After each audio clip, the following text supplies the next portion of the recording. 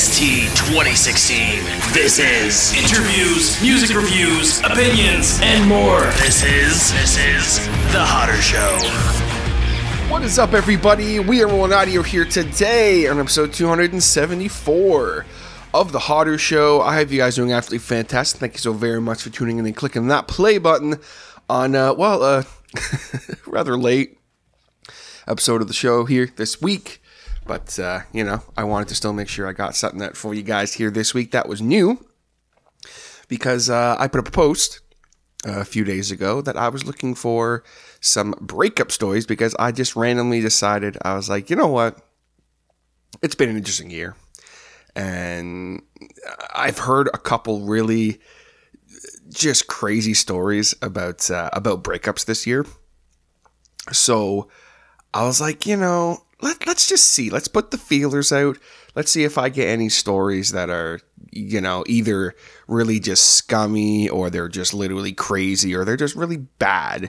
And the whole point of these breakup specials, I call them, here on The Hotter Show, is more to, it's more of a lighthearted thing. I have shared some stories in the past that were just so bad, you almost have to just laugh about it now.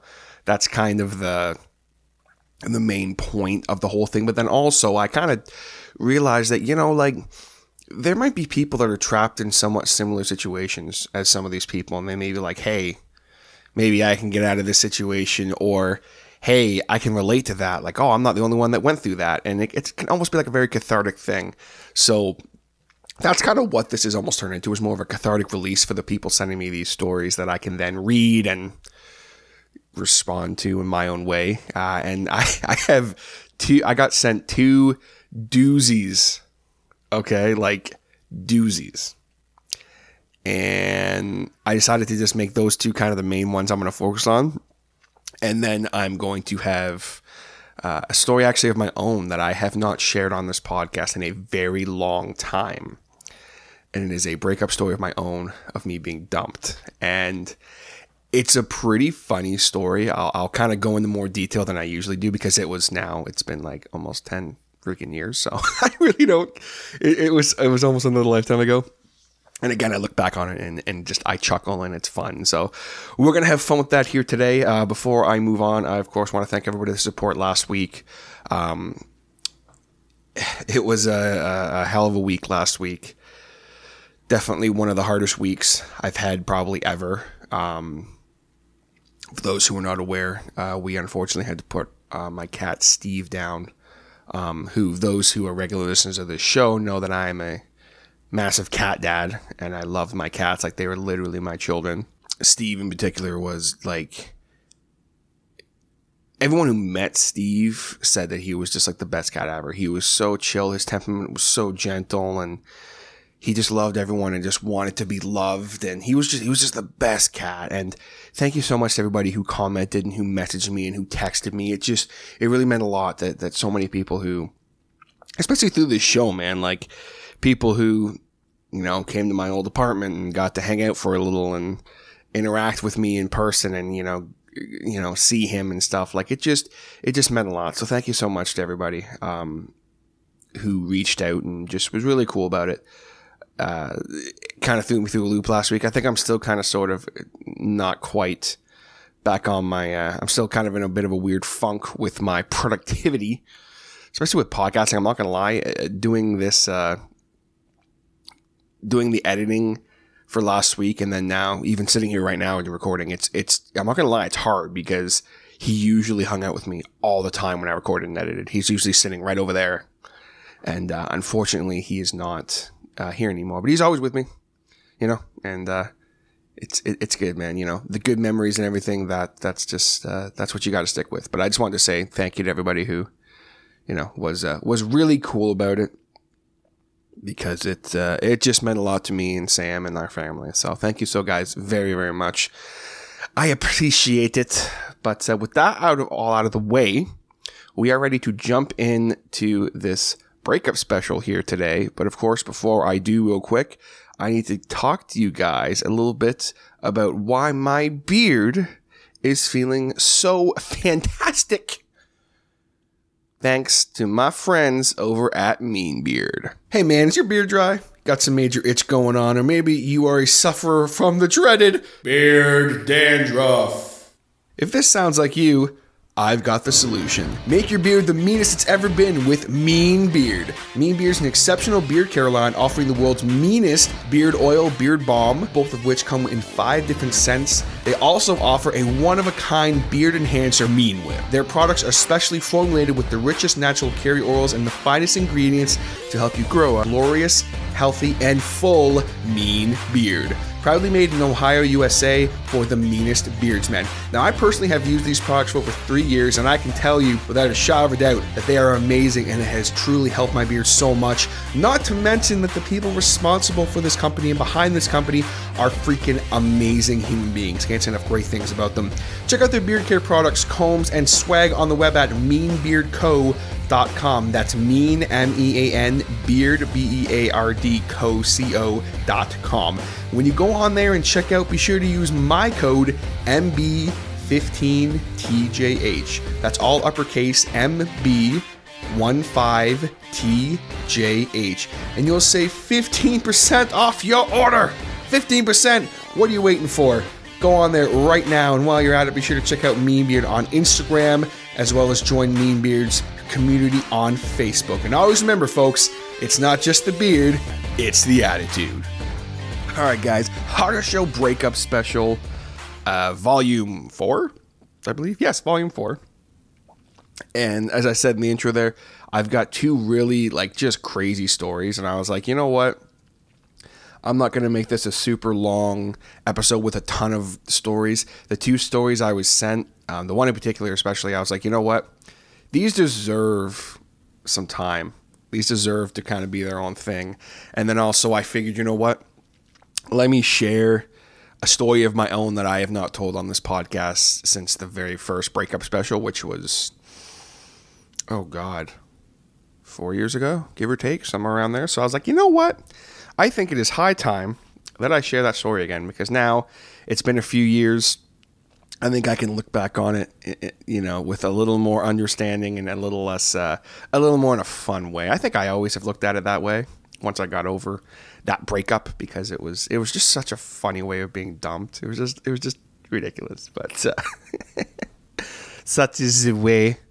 But for those of you who are not familiar with what these are, literally, you send me a story.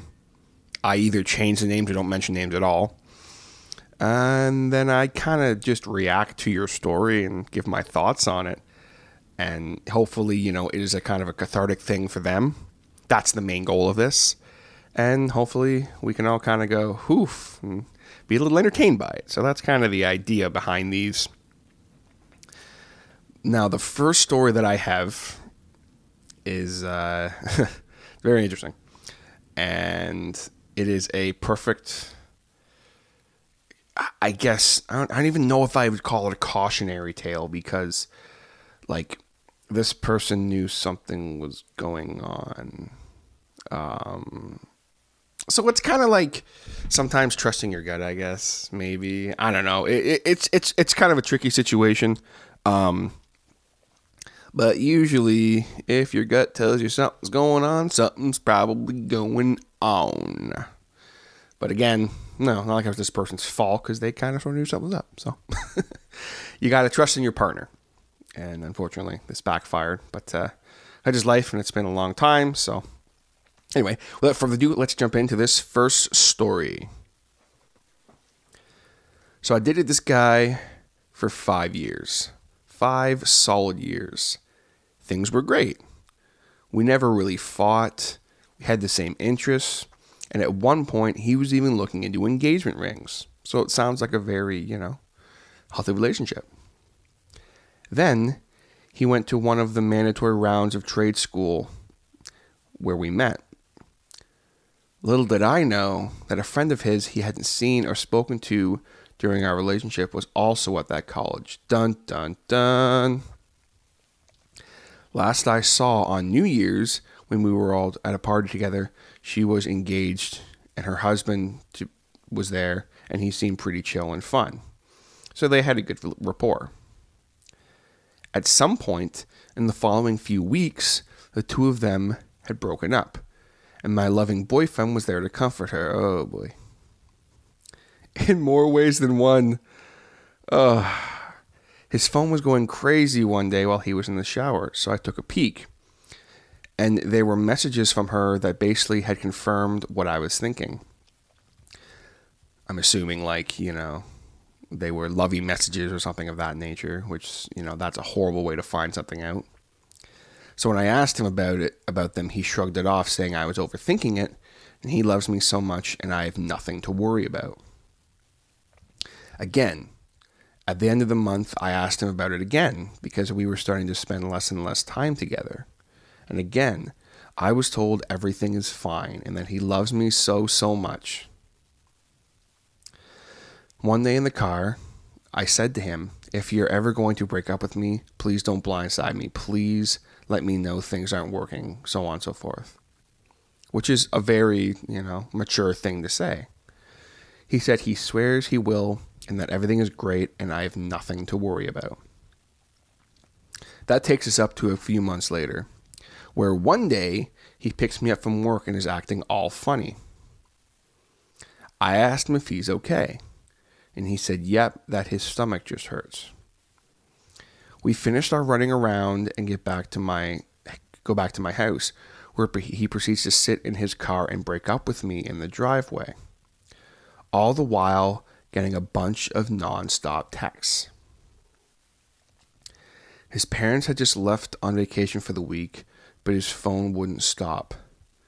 I asked if it was her. He said he doesn't know what I'm talking about and says it's another person who we were friends with. I didn't buy it. After all of this, I went inside and texted this person myself. It took them a little while to get back to me, but when they did, they said they hadn't spoken to him in months and swore up and down that it wasn't them texting him. That night, he had the first person over to his house, the person who he was already speaking with, over to his house. For about 6 months, he cheated on me, and he lied about it. 6 months. And the ring that he was looking into buying from me, well, it turns out that it was nestled snugly on her finger because of a shotgun-style wedding they had because she was pregnant. Holy shit. Sorry if this story was a little longer than expected, but I appreciate the opportunity to share it, and I want to be very clear that this was not the friend who he originally said he was texting with near the end there, but it was actually someone else. Yeah, so, okay, so, man, where to begin with this one? So, here's the crazy thing with relationships and trust and so forth, right? And I say all of this as someone who really doesn't have a lot of relationship experience. I've had one other significant relationship aside from Sam, and it only lasted a couple of months. But I learned a lot in that relationship because it was, in a lot of ways, a very unhealthy relationship. But being with Sam has taught me so much too, because I've had to basically figure out how to be a boyfriend. I had to figure things out as I went along, and I had to learn how to communicate. I had to learn how to, all the little mistakes you make when you're younger and you're in a relationship that, like, you're a dumb kid, whatever. I was figuring these things out when I was in my 20s, when I was with someone who I wanted to marry. And luckily, you know, Samantha is a saint, and she put up with all my bullshit, which, I mean, I'm being a little rough on myself. I don't think I was all ever that bad, but listen to me. I don't think I was ever that bad. She's over there like, no, it's just communication and stuff like that. You know what I mean? Especially if you're with someone who has some trust issues. If there's some trust issues going on, if you're in a relationship with someone who is, and this is something that, you know, I hope that this person who sent me this story, I know for a fact that they, you know, did move on and everything, so that's great, and I'm happy for them. But unfortunately, this was a situation where if you kind of know something's up, it's like, what do you do, right? Do you just, you communicate to the person and you say, hey, something's going on. You're acting different, like blah, blah, blah, blah. And you communicate to them, which this person did. So, and their partner denied it. So then what more do you do from there? Do you continue to confront them until they say F you and leave? Or do you break it off yourself because you're convinced something's going on? Because then what happens if something isn't going on? To me, in any situation I've ever been in where my significant other has asked me a question of like, oh, hey, who are you texting? Or has had a question like that. You know what I mean? And that happens in relationships. It has nothing to do with the person. It has nothing to do with you even necessarily, right? Sometimes trust is just, it's a weird thing because especially if someone has been cheated on in the past or they have damage in the past that they're working out of, you know what I mean? And if you're someone who is with an individual who has trust issues from previous relationships where they were cheated on, or if you're with someone who's always been cheated on, you know what I mean? You need to put in the work to make sure you constantly communicate. And that's something that, you know, I have definitely had to get better with in my own personal relationship, and to make sure that I'm communicating things. And at the end of the day, guys or girls, if you're with someone who asks you that kind of a question, it's already implanted in their mind. Okay? So some people get so defensive about it. And because they're not. And it's like, yo, I'm literally texting like my friend blah blah, like, and they almost get upset. And you owe it to your partner in that situation to be understanding. Don't get me wrong. If every day they're accusing you of shit and they're screaming at you and blah, blah, blah, that's different. That's, at some point, that person has to figure their shit out. But you owe it to that person that you're with. If you really, truly appreciate them and want to be with them, if they ask you a question like that, even if it's innocent, oh, who are you texting? Sometimes that can mean that in the back of their mind, there's a little concern. Not all the time, obviously. You have to know your partner. But I have always said that, you know, if that ever happened to me, I would, number one, show the person who I was speaking with. And I would say, you know, listen, if I'm doing anything to make you have any doubt in your mind that I am not committed to you, I'm sorry, and I will do better to make sure that doesn't happen. What can I do to, you know, make you feel more comfortable in the trust that you're not going to have to worry about me? And, you know, as far as, hey, how do you do that? There's lots of ways. And the number one thing is just communication. It's so simple. Don't do shady little things sometimes, even if it's innocent. One thing I used to do all the time that was something I never really saw as something shady, but then, you know, was kind of informed in a roundabout way, hey, that's kind of weird to do, because I never thought of it. I would text someone and then put my phone face down.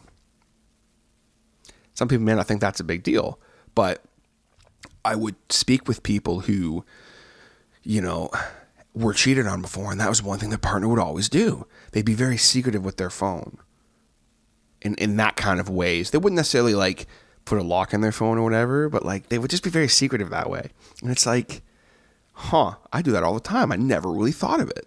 So that's something I stopped doing. It's just like, hey, you know, I was never really accused of like cheating or anything, but like, it's just like, you know, basically this rambling point I'm trying to make here is you need to communicate with your partner. And in this situation, unfortunately, you know, the person who sent me the story, you know, they communicated with their partner multiple times on this and even said, hey, basically, if you're going to break up with me, just do it. Don't blindside me. And, you know, and that sucks because that's a really horrible way for a relationship like that to end. And I'm sorry that you had to go through that.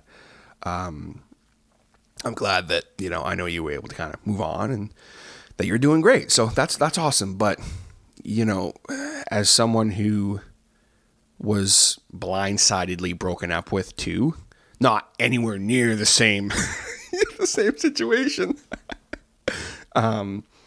It sucks. So someone out there, if you're having doubts in your relationship and you're thinking maybe you want to end things, communicate that.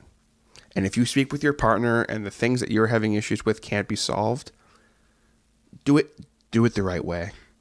Okay? Don't blindside someone. Just do it the right way at the end of the day, because that's a really messed up thing to do to someone. Especially if they've been having doubts and then, no, it's fine. And you push it because for whatever reason, maybe you feel guilty. I don't know what the reason is, but you owe it to that person who you spent some time with to help them move on. You know what I mean? And I'm going to touch on that in a little bit when I tell my story, because my story is interesting because it is the perfect example of someone who was also trying to spare their own feelings and in turn hurt me more. And again, as a now mature adult, that was almost 10 years ago, I can look back on it and totally understand that. But still, it's kind of the same principle. All homes have signs of life, and well, they aren't always as pretty as you think. The hallway walls still show the scuff marks from that time you were absolutely convinced that bed frame would fit. The trim in the bathroom stained from that time your favorite feline just had to get a better look at your new nail color. And then, of course, there's the spot in the kitchen from that dreaded pasta sauce incident a couple years back. And, well, you get the picture. Make your house feel new again with a fresh coat of paint from Kale Riddick Painting. Offering expert interior and exterior painting, no residential job is too big or too small. Proudly serving Quinte, Ontario, and surrounding areas, Kale Riddick Painting will restore your house back into a home. They also do work on new additions or new builds. Contact them today at Kale Riddick Painting on Facebook, or you can contact them at 613-929-7085. 613-929-7085 for a quote today. And be sure to let them know that Hodder sent you. Alright guys, the next story that I have here for you guys is actually a story of my own that I've already kind of touched on. So I just figured, you know what, let's just jump into that one now, because the last story that I have here for you guys is a doozy, and it is a very intense story.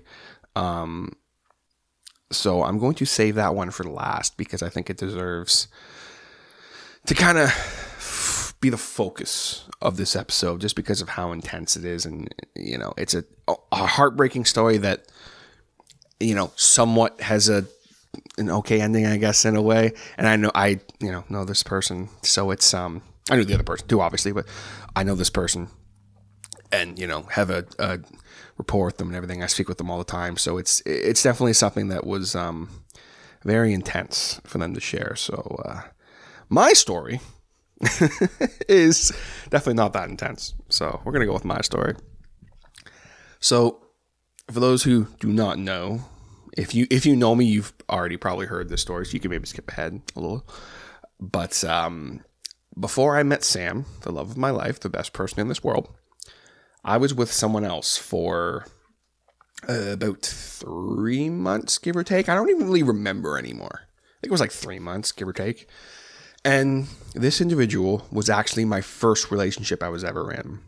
And the reason why that's important to this story, I was speaking about a little before how I don't have a ton of relationship experience, which is funny as to why I'm doing these podcasts. But that's why I'm the perfect person to do this podcast, because I'm not jaded from all these horrible exes being like, oh yeah, I get that. Why you would do a scummy thing like that? Maybe. I don't know. Anyway, I was with this person for about 3 months. And like I said, I was very inexperienced in relationships. And if I had any experience in relationship, this relationship would not have lasted, because at the end of the day, it was not a very healthy relationship. And I don't blame the other person for this. They were in a situation where they had just gone through a very, a pretty intense situation with someone, and they were a little younger too. So at the end of the day, I was older. I should have been the more mature one, but I was emotionally, I was not as old as I was. Like emotionally, I was still a kid, man. Because I hadn't really gone through that stuff before. I had had crushes that I pursued that failed, and I had quote unquote heartbreak, or what I thought was heartbreak. So these were all new intense feelings for me, and I didn't know what they were. I didn't know what love was. I thought I knew what love was. And then I met Sam, and after hanging out with her a couple times, I was like, yo, what the fuck? Like, I thought I knew what love was, and I feel something even more intense for this person. So what the hell is this feeling? So such is the way. But we had an interesting relationship in the sense that we met in a very interesting way where it was completely by fate and by accident. I shouldn't say fate. It was by accident. And we kind of got together somewhat quickly. Again, that's more on me. I was so excited that, hey, this person is interested in me and I'm interested in them, and why not? So in retrospect, again, I could have been a little more, again, just more experienced. At the end of the day, that's it. I try to look at myself more in these situations too. But what was interesting about this whole thing was, again, because she was a little bit younger than me, you know, I think that she viewed this more as I would be more mature. I would not be as intense. I would maybe help lead the situation a little more, which unfortunately that was not the case. She was the one who had more relationship experience. She was the one who kind of was more, I was almost kind of looking to her a little bit, which, again, that's crazy. You know what I mean? I should have been a little more mature in that situation. That being said, I know for a fact I treated her like solid gold. I treated her like a fucking saint, basically. Which, again, in another way, that was very intense for her, because she was like, well, what the fuck? This person, like, treats me so incredible, and I've only really been treated like crap before. So the beginning of our relationship was great for that reason, because, you know, I was always showering her with compliments and all these things and so on and so forth. So our relationship grew very intense very quickly. And as time went on, basically I realized that little things, you know what I mean? Like, one thing she said to me that I'll never forget, and I didn't think it was that weird at the time because it made sense to me. Once I was speaking with Sam was like, that's so fucked up. She said to me basically from day one, I never want to take a picture with you because I don't want that hanging around in case we break up, because I don't want to go through that heartbreak. And I was kind of like, okay, like, you know, that makes sense to me. In retrospect, that's fucked up. I don't know why, like, specifically she felt that way, but that's fucked up. I didn't realize how fucked up that was until, I'm not sitting here saying we needed to upload pictures of each other on Facebook all the time or anything, but, like, that's fucked up. You know what I mean? Like, the fact that she would never take a picture with me. And that's really all I wanted, because, again, it was my first relationship. I was like, hey, can I, like, have a picture of us for the background of my phone or whatever? Like, you know what I mean? And as time went on, again, I mean, she was not over her ex at all. You know what I mean? And I'm a very intense person, so our relationship, again, I got very intense very quickly with my emotions and saying things I probably shouldn't have said and so on and so forth. It was a very intense relationship, but a very short and new relationship. And I learned that, hey, I can't just dive into things head first and allow myself to be so intense so quickly. I need to dial things back, which is hilarious because I didn't do that with Sam at all, but luckily it all worked out. But also Sam is my fucking soulmate, so it was a little different. But, well, not a little different, very different. But with this person, basically, in a nutshell, what ended up killing our relationship was the fact that I was looking for someone who I was going to be with for, you know, maybe not necessarily forever, but I was looking for an intense, real relationship. And she wasn't really looking for that. She was still at a point in her life where she had a lot of growing to do. And I kind of already, like, I knew who I was as a person. I knew what I was doing. I knew what I wanted to do and everything, where she was still kind of figuring those things out. So when about the last month of our relationship, we started having a lot of problems. She started basically, just for lack of a better term, treating me like shit. And again, I didn't realize that until looking back and talking to Sam about it and stuff at the beginning of our relationship, where she was like, yeah, no, she treated you like human garbage. And I was like, oh, okay, cool. Like, just getting mad if I would ask certain things, you know, like asking about how school was going, or asking about how, you know, what she was doing at this exact time, that she would say I would text her too much, when in reality, I only really texted her in the morning and at night. And like, I'd want to talk to her on the phone at night and stuff, because we live too far away for me to see her every day. I wanted to see her every day. I wanted to spend time with her every day, whereas that was not her at all. And us even spending one day out of the weekend together was a little too much for her at times. So again, me being a little too intense maybe, but, and again, for the sake of this podcast, I'm trying to kind of play both sides, because I feel like I kind of should in a way. But at the end of the day, we shouldn't have been dating. We should never have started dating. I don't necessarily regret the relationship, because I think I learned some important lessons from my relationship with Sam that has helped me more about my own self-worth in a relationship. Not necessarily how to treat someone or whatever, because, I mean, you know, I don't think I did anything wrong. Aside from maybe being a little too intense, a little too quick. That's really all I think I did wrong. And then more after the relationship, I definitely did some things wrong. But I was very enamored and very intense. So I can understand why, you know, she kind of was like, oh shit. Like, and at the end of the day, again, like I said, I keep rambling off here, sorry. When we started really having that rough month, you know, she was still trying, kind of, but it was just like, anytime we'd hang out, it was just awkward, because like, she was always like in a bad mood, and just, she had a lot going on, but she was always in a bad mood, and it was just like, fuck, like, what could I do to help? Nothing. Okay, cool.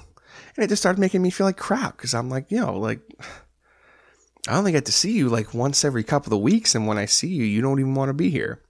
So that sucked. But then as time went on, we had near the end of, it was near Christmas, and I'm now coming to the end of the story, basically. The main event, we were planning to go to a parade in Toronto. And this took some planning. This was not like a quick planned thing. This took some time to plan out. I had to take the day off. I took the day after off too, because I knew we were going to be in late. I saved up some money, you know, I bought her a Christmas present and all this stuff, because a couple of nights before we had one really good night where basically she apologized and was like, I've been really shitty to you. You don't deserve that. I'm sorry, blah, blah, blah, blah. So I was like, oh, yay, my relationship is fixed. Again, in retrospect, no. But as I was waiting at the GO station, which for those of you who live in Ontario, in the Oshawa area, you know the GO station, it was packed. Thousands of people were getting ready to board this train to go to Toronto for the parade. And I said to her, you know, do you want me to come pick you up? She said, no, I will meet you there. I said, okay. I was, you know, dressed nice. I had her present with me. It wasn't anything serious, but it was, you know, spent some fucking money. And I had her train tickets, and I had everything all ready to go, and it was all good. And I'm standing there waiting for her, and all of a sudden she pulls in, and I'm excited as hell, because I'm in a great mood. As, you know, as far as I'm concerned, it was going to be a fantastic day. I had a coffee for her, and I was just all excited. And then she gets out of her car, and I realize she's in her pajamas. And she looks like she hasn't slept. And she says, I was like, hey, like, what? Like, are you okay? What's going on? And she said, no, we need to talk. And at that exact moment, I knew what was happening. And I felt so fucking just, I don't know. It was a shitty feeling because, again, I did not know this was going to happen. Again, in retrospect, I should have known it was coming, but I was naive, you know? And she proceeded to break up with me in the parking lot of the GO station with thousands of people there. With people watching. People were wondering what was going on because people are nosy as fuck. There was at least a couple hundred people watching. Straight up. I'm not even being funny right now. I mean, it's funny, but like, it wasn't funny to me. And she's proceeding to break up with me and basically explaining that she can't be in a relationship right now. She has too much going on and she was trying to babyface it, you know, like, oh, I can't give you what you deserve right now. And you deserve to be with someone who can give you the time and who will appreciate you for what you are because you're like such an incredible guy and blah, blah, blah, blah, blah, blah. And, you know, I mean, I'm emotional. I'm crying. I'm like wailing because I'm just like, what the fuck? Like because I was so blindsided by it. And I'm like leaning against my truck, like trying to like hide my face, crying because like people are looking at me and she's trying to comfort me and it's making it worse. And she's just like, I'm sorry. I'm so sorry. Like, you know, and I'm just kind of like, okay. And again, you know, at the time I said like, well, I'm sorry that I'm not what you want. And, you know, she's like, it's not that, blah, blah, blah. And I basically was like, okay. And then I fucking peeled out of the parking lot and ran every red light on the way home. 'Cause I was just so, and I mean, that's fucking stupid. Don't get me wrong. I was just so fucking like, I mean, I was heartbroken, but at the same time, I was fucking angry. Like, what the fuck was that? You know? And I got home, and by the time I got home, I had calmed down, and I had to talk to my parents, and they were kind of like, wow, like, that's kind of fucked up that you did that, but like, whatever, you know, you've got to just kind of move on. A couple days had gone by, and we actually started talking, which this is really where it's fucked up for me, and this was a mistake I made. I should have just cut all ties and moved on with my life. She wanted to be friends. No, it just didn't work. And in my own head, because I was still so enamored with her, I wanted her to be in my life because I thought, well, maybe eventually we can be together again. And basically, long story short, we talked for basically about another month. I was over her. I was, excuse me, feeling really good about everything. And we would talk, but I didn't have that same feeling of like, oh, maybe we'll get back. You know what I mean? Like, I felt good. And then she wanted to see me for New Year's. And me being stupid, I was like, sure. So we hung out together on New Year's. And she basically, one thing she said was basically that it was, you know, hurting the guy who was the best thing that ever happened to me, like blah, blah, blah, blah, whatever. She said like some weird comment like that. And I was kind of like, it's fine. Like, just stop. Like, we're not doing this. And then basically, long story short, we ended up back at her house. We had this really emotional moment where said she apologized and basically that she regretted it. And I thought we were back together. And next day, I was informed that in fact that was a mistake and that we were not getting back together and that she was sorry. And that's when I went off the fucking deep end because basically I felt like I was broken up with twice and I was led on. And that's on her at the end of the day. I don't give a shit. That's on her. That's the part more that like I was mad about and I was really upset about because that fucked me up. Because I was like, cool. I've been broken up with twice and I was led on. Awesome. And basically, about 2 or 3 weeks later, she said something to me where she said, you need to hate me. You need to be mad at me because I was so just distraught. And I mean, I was doing some stupid shit, guys. I was texting her. I was calling her for God's sakes. Like, it was bad. It was bad. I'd call her drunk, crying. Oh, it was just horrible. Horrible. God damn. Just embarrassing. But I was, I was still basically a teenager emotionally. So like, I didn't know how to handle this shit. And it's funny now, but it's like, at the time, it was not funny. So she sat down with me one day where she was just like, you need to hate me. I can't deal with this anymore. You need to just hate me and be mad at me. So I basically punched a hole in my wall and said, you want me to fucking hate you? All right, I fucking hate you. And then I hung up the phone.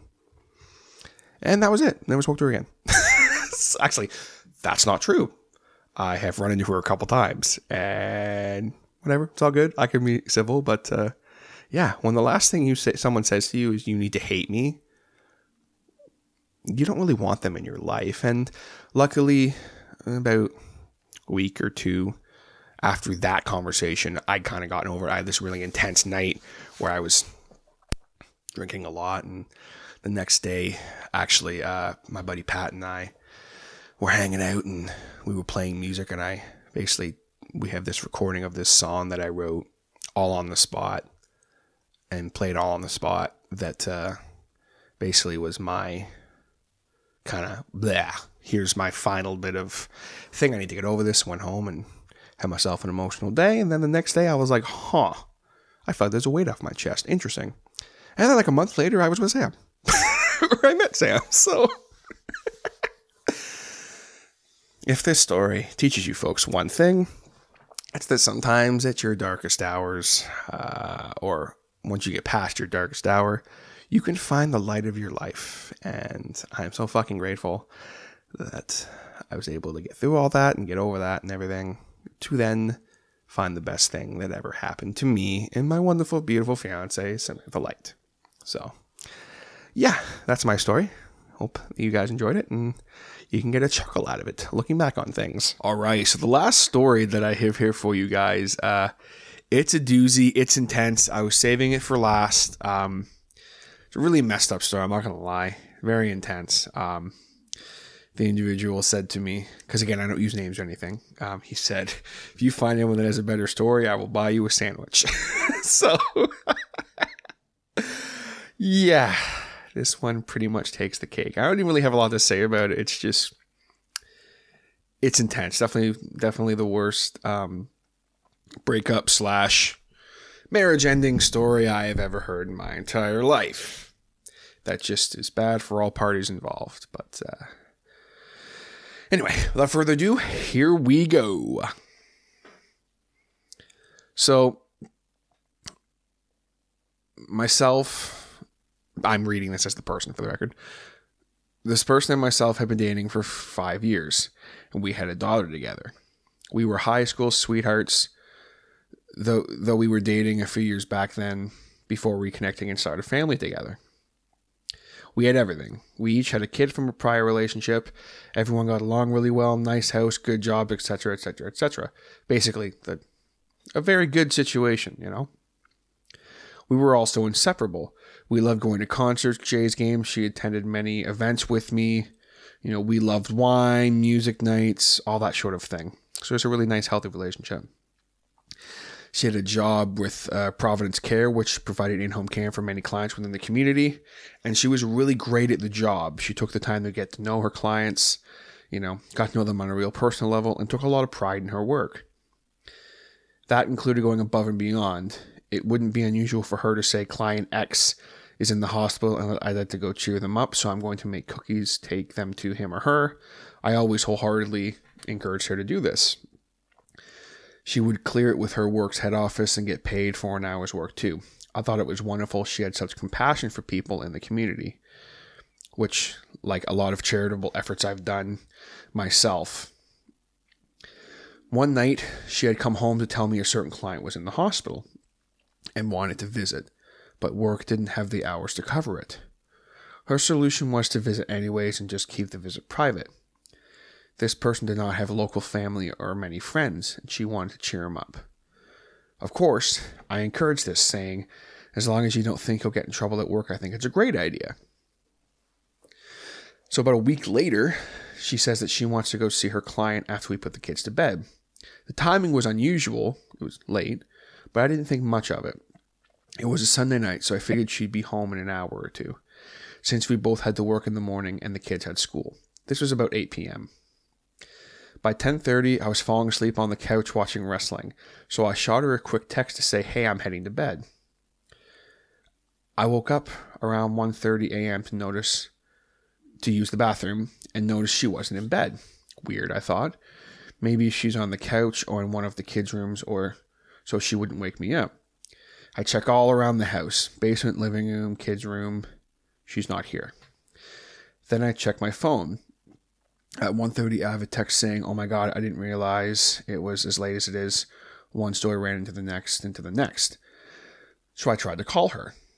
Now I'm starting to panic a little bit, thinking between 1:30 and 1... Sorry, I just messed that up totally, guys. I apologize. Thinking between 11:30 and 1:30, maybe she had been in a car accident. I go outside to see if her car is there. Nothing. About 10 minutes goes by and she calls back. Did you just try and call me? She said. I said, yes, it's almost 2 a.m. and you're not home. I was concerned you were in a car accident or something. And she said, well, I'm still at the hospital. I don't need you checking on me. Click.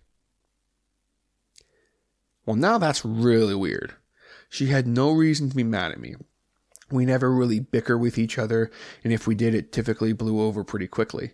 But the last conversation I had with her before she left was, have fun visiting your client. Hope he enjoys the peanut butter cookies. I love you. Not much to be mad there about.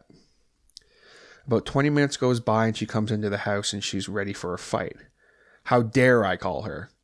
I knew exactly where she was, etc., etc. We didn't have a relationship based in jealousy at all.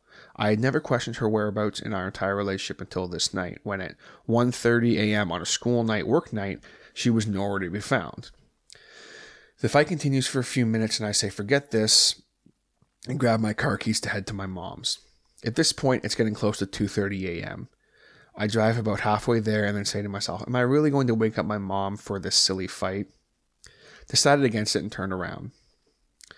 When I got home, I could still hear her stewing and making comments under her breath. I just couldn't understand where all this anger was coming from.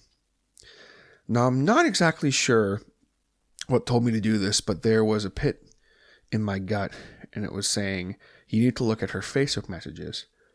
I have never looked at anybody's private conversations before in my life, and still haven't since. But on this day, on that night, I just had this screaming feeling in my stomach I need to do it. And there it was. Messages between her and her client, who she had just seen. I love you. You're my rock. You're my everything. Wow. My entire world shattered immediately. I took my laptop upstairs to confront her about the messages.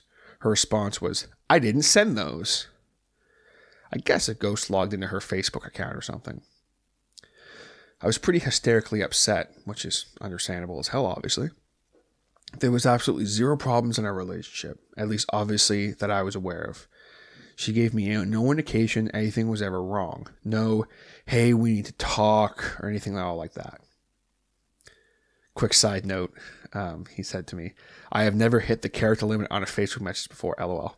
So I thought that was kind of funny. So she scooped up the kids and left in the middle of the night. I was upset she took the kids with her, and equally upset that this had been going on right under my nose. And this is where it gets really just, ugh. Within 3 days, she already had a separation agreement written up with what she wanted out of the house and when I would get to see our daughter. She put exactly no effort into trying to repair our relationship, no matter how hard I cried or how hard I begged her. She just left. She continued to have a relationship with this client for about 2 years. She lost her job, her family, her home, her car, and any respect anybody had for her. She had dumped him a few months ago.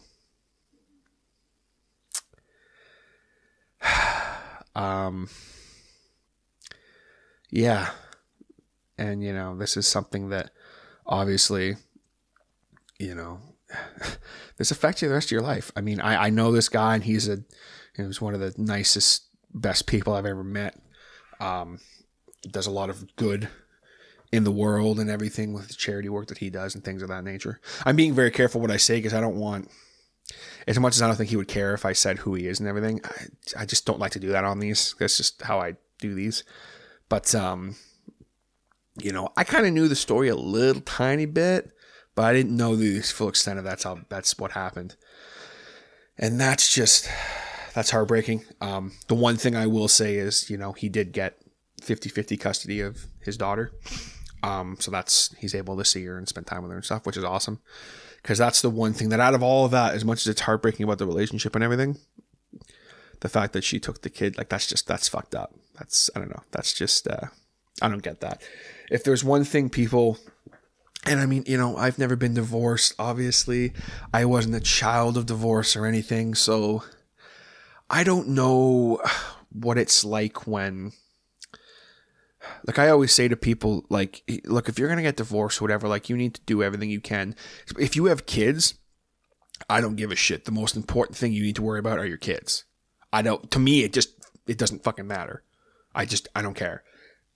I'm not saying you should stay with the person, but you need to at least work to, you know, still have a relationship with the father or mother of your children for the sake of your children and have a good relationship with them. You have to, because it'll fuck your kids up. And then kids are caught in the middle, and there's kids that don't see their fathers or don't see their mothers because the other person doesn't want them to. And it's just so fucked up, and you can't do that. And it makes me so mad when I see that, especially when I know, because I know a couple people in my life that are in a situation like that where, like, they don't get to see their kids very often. And, like, they're good people who just were in a shitty relationship, and that person has all the power, unfortunately. And that breaks my fucking heart, because I know that those people would give anything to be able to see their kids more. You know, the one individual I know actually gets to see them more now, so that's awesome. But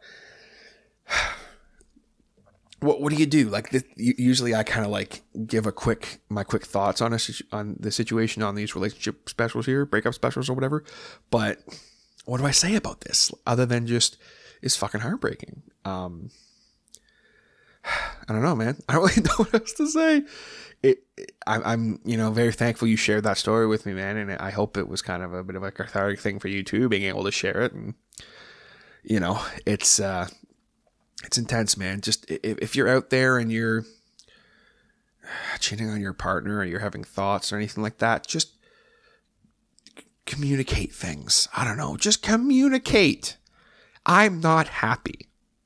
That's all it takes. Or, hey, I'm falling in love with someone else. Is it a bad conversation to have? Obviously. Are you going to break that person's heart? Obviously. But what do you think is going to hurt more? Just think about it from that point of view. What's going to hurt more? You telling them, or them finding a Facebook message? What do you think is going to hurt more? Just be a decent fucking human being. That's all I have to say about that. I have no time for it. But anyway, yeah. That's the last story I have here for you guys. I hope that you have enjoyed this breakup special here on the Hotter Show. And just to say, if I seem a little off at all today, I do apologize. Like I said in the intro, it's been a bit of a weird week.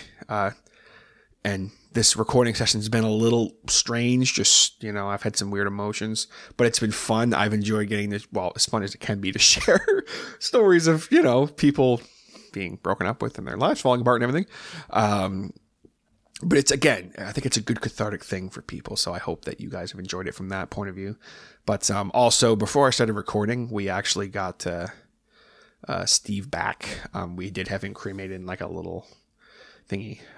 So if I sound a little off, or if I just am just a little off, I do apologize. But just emotions are a little weird here today. I'm not gonna lie, but you know, I just wanted to say that just in case you're kind of like, yo, do you even want to be doing this? I do already. Maybe I'm overthinking it. Maybe I'm just being emotional, but just wanted to say that real quick to anyone listening, going like, yo, like, you sound a little off. That's why. Just, you know, literally right before I sat down to record this, I picked up his cremated ashes and so forth. So happy that he's home and everything, and I'm actually going to have a picture of him soon on my desk here, so that'll be really cool. be able to look at them and see them and stuff. But yeah, just wanted to throw it out there. And again, I appreciate all you guys for, all the support and kind of bearing with me this week here. I think this was a good week to do this episode just because it was kind of a cathartic thing too for me. So I appreciate you guys kind of sticking with me and all the support and everything. Normally all the support, I very much appreciate it. Just like I appreciate all of the people who help make this show possible. Of course, my Patreon supporters, my hardheads, Scott and Will, thank you guys so very much for all the support. You got something cool coming your way that I've been working on this week for the Patreon exclusive stuff. Of course, I want to thank all the sponsors of the Harder Show for helping make this year great. I had a few first kind of official paid sponsors, and that's very cool for me. Obviously, Jay Bridges Larts for everything you do for the show, my man. Of course, Mean Beard and Kale Riddick Painting. Appreciate you guys for all of the support. If you're listening to this podcast and you haven't yet, please be sure to hit that subscribe button, leave a like, share, all that fun stuff. Check us out on the social media at The Harder Show. And you can hit me up anytime at thehardershow@gmail.com. We will be back next week. I'm very excited about this because I'm going to be doing an interview with someone I haven't spoken with since, episode 86, 87, somewhere in that ballpark. And it's going to be very, very exciting. So be sure to stay tuned for that. We're going to have a lot of fun. I got a couple other cool episodes coming up that I'm very much looking forward to as we head into the new year and as we head into Christmas. Of course, I will be doing a kind of end of the year wrap up for the Harder Show Music Showcase Best of 2020. So that's coming up. Stay tuned for that. Not next week, but the week after, the week before Christmas. And of course, I got the end of the year show that I'm very much looking forward to as well with a familiar guest that I've done it with before. So stay tuned for all that fun stuff. Thank you guys so much again for tuning in. Audio fist bump. Boom. And I'll catch you next time on The Harder Show. Take it easy, guys.